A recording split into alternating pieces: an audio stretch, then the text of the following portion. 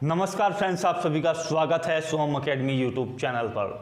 दोस्तों, उत्तर प्रदेश शासन के अधीन जो आपका उत्तर प्रदेश बेसिक शिक्षा विभाग है उसके अंतर्गत आने वाले 3000 से अधिक सहायक आपके जो हाई स्कूल हैं उनमें कुछ नियुक्तियां होनी हैं। उसके संबंध में आज के अमर उजाला अखबार से जो खबर प्रकाशित की गई है तो वो किस प्रकार से है, और यहाँ पर 3 प्रकार के आपके जो पद हैं वो शामिल किए गए हैं, जिसमें प्रधान अध्यापक है, दूसरा होता है आपका सहायक अध्यापक और तीसरा होता है आपका ऑफिस स्टाफ। तो तीनों प्रकार के पदों के लिए क्वालिफिकेशन अलग अलग हैं। कुछ पदों के लिए जो है क्वालिफिकेशन 10th और 12th भी है, कुछ पदों के लिए जो है ग्रेजुएशन भी है, और कुछ पदों के लिए बीएड, बीटीसी या आपकी जो है पोस्ट ग्रेजुएशन भी लागू रहेगी।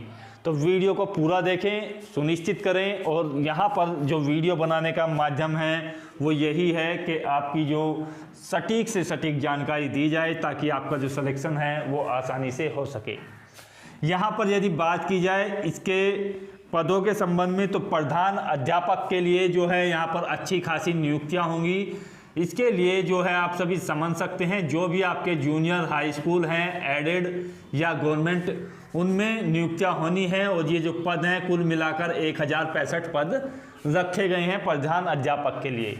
प्रधान अध्यापक वही होता है जिसको आप जो है हेड मास्टर बोलते हो।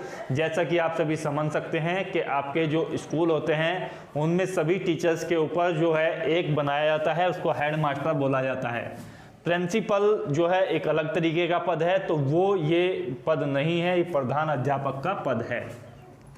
दूसरा है आपका सहायक अध्यापक। सहायक अध्यापक के लिए जो है काफ़ी नियुक्तियां हैं यहाँ पर, और यहाँ पर यदि बात की जाए तो 4000 से अधिक नियुक्तियां हैं, और 4021 नियुक्तियां यहाँ पर आपकी होनी हैं। तो इस तरीके से यदि बात की जाए आपके तीसरे पद की, जो आपका ऑफिस स्टाफ होता है, जिसमें आपके जो हैं क्लर्क वगैरह होते हैं, उसके लिए भी यहाँ पर नियुक्तियाँ होनी हैं, और इसके लिए जो है आपकी क्वालिफिकेशन भी कम मांगी जाती है। तो यहाँ पर कुल मिलाकर लगभग 706 पद इसके लिए भी आपके रखे गए हैं ऑफिस स्टाफ के लिए। अलग अलग पदों के लिए यदि क्वालिफिकेशन की बात की जाए वो क्या है, आयु सीमा, और आपके लिए जो यूपी टेट है या सी टेट है वो किन पदों के लिए अनिवार्य है। तो यहाँ पर सबसे पहले बात करते हैं आवेदन कब से भरे जाएंगे और आपका एग्ज़ाम जो है कब हो सकता है। तो देखिएगा, आवेदन के लिए कोई फिक्स तिथि जारी नहीं की गई है, लेकिन इतना बताया गया है कि आपके जो आवेदन हैं वो अगस्त माह के 2nd वीक से आपके प्रारंभ हो जाएंगे। तो इसमें जो है 2nd वीक से आप समझ सकते हैं कि लगभग 10 से 11 अगस्त के बीच आपके इसके लिए आवेदन फॉर्म भरने की जो तिथि है, यहाँ से आपके आवेदन शुरू हो सकते हैं, और 1 महीने का आपको टाइम दिया जाएगा। यदि एग्ज़ाम के बारे में बात की जाए तो एग्ज़ाम्स के लिए जो है अभी कोई ऑफिशियल नोटिस नहीं है, तो अक्टूबर या नवंबर में इसके संभावित एग्ज़ाम की जो तिथि है वो जारी हो सकती है, और ये जो तिथि है ये जब आपका जो इसके लिए आवेदन पूर्ण हो जाएंगे उसके बाद ही जो है आयोग जारी करेगा।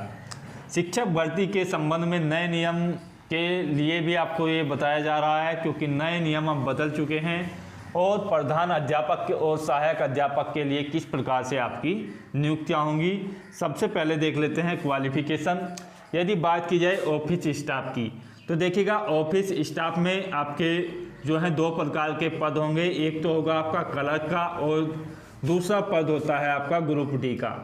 ग्रुप डी में आप सभी समझ सकते हैं कि यहाँ पर यदि बात की जाए ग्रुप डी के कर्मचारियों के बारे में, तो ग्रुप डी में आपके वे कर्मचारी आते हैं जो आपके चपरासी ग्रेड के होते हैं। वेतनमान हालांकि अच्छा खासा होता है, लेकिन यहाँ भी आपकी जो क्वालिफिकेशन है वो 10th पास होनी चाहिए, तो आप इसमें आवेदन कर सकते हैं। यदि आप क्लर्क में आवेदन करना चाहते हैं ऑफिस स्टाफ के लिए तो आपके पास 12th पास होना चाहिए। ये मिनिमम क्वालिफिकेशन है ऑफिस स्टाफ के 706 पदों के लिए। यदि बात की जाए सहायक अध्यापक के पदों के लिए, तो यहाँ पर देखिएगा आपके पास टीचिंग की 2 बड़ी डिग्रियाँ हैं, बीएड, बीटीसी या डीएलएड भी इसी को बोला जाता है, तो वो आपके पास होना चाहिए।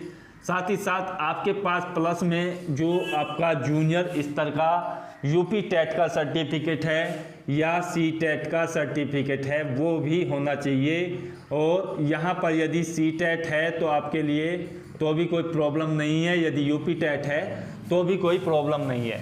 दोनों में से कोई एक आपके पास होना चाहिए, जिसमें आपका स्कोर जो है बेहतर हो वो आप लगाइएगा। आप सभी समझ सकते हैं कि ये यूपी टेट वाला 5 वर्ष से ज़्यादा पुराना ना हो और सी टेट वाला आपका 7 वर्ष तक अलाउड रहता है। तो आप ऐसा सर्टिफिकेट लगाइए जिसमें आपके मार्क्स जो हैं ज़्यादा बेहतर हों। यहाँ पर यदि बात की जाए प्रधान अध्यापक के बारे में तो देखिएगा यहाँ पर बीएड रखा जाएगा और बीटीसी वालों को इसमें जो है मौका नहीं दिया जाएगा। साथ ही साथ आपके पास यूपी टेट या आपके पास सी टेट होना चाहिए, दोनों में से कोई एक क्वालिफिकेशन आपके पास होनी चाहिए। और इसके लिए आप जो है आवेदन करोगे तो आपके लिए जो है बीएड वाले स्टूडेंट्स ही आवेदन कर सकते हैं, बीटीसी वाले इसमें अप्लाई नहीं कर सकते हैं। यहाँ पर यदि बात की जाए कि आपकी जो नए नियम हैं वो किस प्रकार से हैं, उससे पहले मैं आपको जानकारी देना चाहूँगा कि आपकी आयु सीमा क्या है। तो आयु सीमा सभी के लिए जो है देखिएगा 21 से 40 वर्ष के बीच होनी चाहिए। तो ये सभी के लिए है, जनरल कैंडिडेट्स में सभी कैंडिडेट्स आते हैं कम से कम 21 वर्ष और मैक्सिमम जो है 40 वर्ष तक आपकी आयु ली जा सकती है। ओबीसी कैटेगरी के लिए आपकी जो है 3 वर्ष जो है ओबीसी कैटेगरी के लिए एक्स्ट्रा लिए जाते हैं। एससी कैटेगरी के लिए जो है 5 वर्ष एक्स्ट्रा लिए जाते हैं। तो एससी कैटेगरी 45 ईयर्स तक अप्लाई कर सकते हैं, ओबीसी 43 ईयर्स तक अप्लाई कर सकते हैं। साथ ही साथ यदि बीटीसी वाले हैं तो उसके लिए मैंने बता दिया है कि बीटीसी वाले यहाँ पर सहायक अध्यापकों के जो 4021 पद है वहाँ पर आवेदन कर सकते हैं। सहायक जो आपके अध्यापक हैं उसके लिए बीएड और बीटीसी दोनों आवेदन कर सकते हैं। प्रधान अध्यापक के लिए केवल बीएड स्टूडेंट्स ही आवेदन कर सकते हैं। यदि बात की जाए शिक्षक भर्ती के नए नियम, नया सिलेक्शन प्रोसेस वो किस प्रकार से है, तो इसमें देखिएगा इस बार जो है चेंजेस किए गए हैं। आपका जो इंटरव्यू है वो हालांकि नहीं होगा, लेकिन इस बार जो आपका चेंज किया गया है वो है आपके एकेडमिक रिकॉर्ड को लेकर के। यहाँ पर आपकी 2 प्रकार से सिलेक्शन होगा। एक होगा आपके लिखित परीक्षा। लिखित परीक्षा आपकी जो है यहाँ पर रखी जाएगी और इसके लिए 75 अंक की आपकी परीक्षा होगी और इसमें जो है 150 आपके पर्सन होंगे। इस परीक्षा को जो है सुपर टेट का नाम भी दिया जाता है। सुपर टेट के सिलेबस के बारे में हम आपको नेक्स्ट वीडियो में बता देंगे। फिलहाल की कंडीशन में यही है कि इसके लिए अब जो अंक हैं वो 75 अंक रखे गए हैं और साथ ही साथ आपके जो 25 अंक हैं वो आपको यूपी टेट के स्कोर के आधार पर मिलेंगे या आपने सी टेट किया है तो उसके आधार पर आपको मिलेंगे। आपके समझाने के लिए मैं आपको जानकारी दे दूं कि 25 अंक आपको इस प्रकार से मिलेंगे कि यूपी टेट या सी टेट में आपके 150 क्वेश्चंस होते हैं और उसके लिए जो है 25 अंक निर्धारित किए जाते हैं। तो आप सभी समझ सकते हैं यहाँ पर यदि आपने 6 क्वेश्चन सही किए हैं या 6 अंक हैं आपके यूपी टेट या सी टेट में तो आपको जो है 1 अंक प्रदान किया जाएगा यहाँ पर जोड़ने के लिए। लिखित परीक्षा के बाद जो एक कट ऑफ बनेगी उन्हीं लोगों की ये आपकी जो है अंक जोड़े जाएंगे। तो यहाँ पर 1 अंक आपका जुड़ जाएगा। इसमें यदि बात की जाए तो नकारात्मक मूल्यांकन आपका लागू नहीं रहेगा। तो ये आपकी नया सिलेक्शन प्रोसेस है और नई भर्ती के नियम के अकॉर्डिंग आपका जो इंटरव्यू है वो यहाँ पर देखेगा नहीं होगा। इन पदों के लिए इंटरव्यू की प्रक्रिया आपकी जो है उच्च शिक्षा आयोग ने हालांकि लागू की गई है टीजीटी पीजीटी में। उसके बारे में मैं आपको नेक्स्ट वीडियो में बता दूंगा कि किस प्रकार से नए नियम जो हैं बदले गए हैं। तो यहाँ पर समझना केवल इतना आवश्यक है, यहाँ पर इंटरव्यू आपका नहीं होगा, नेगेटिव मार्किंग नहीं होगी।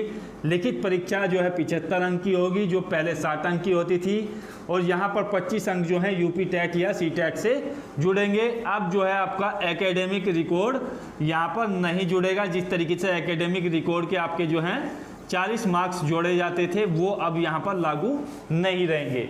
तो वीडियो के माध्यम से आपको सटीक जानकारी देने का भरपूर प्रयास किया गया है। यदि फिर भी आपका कोई कंफ्यूजन है तो कमेंट्स बॉक्स में आइएगा। मिलते हैं नेक्स्ट वीडियो में। धन्यवाद। जय हिंद, जय भारत।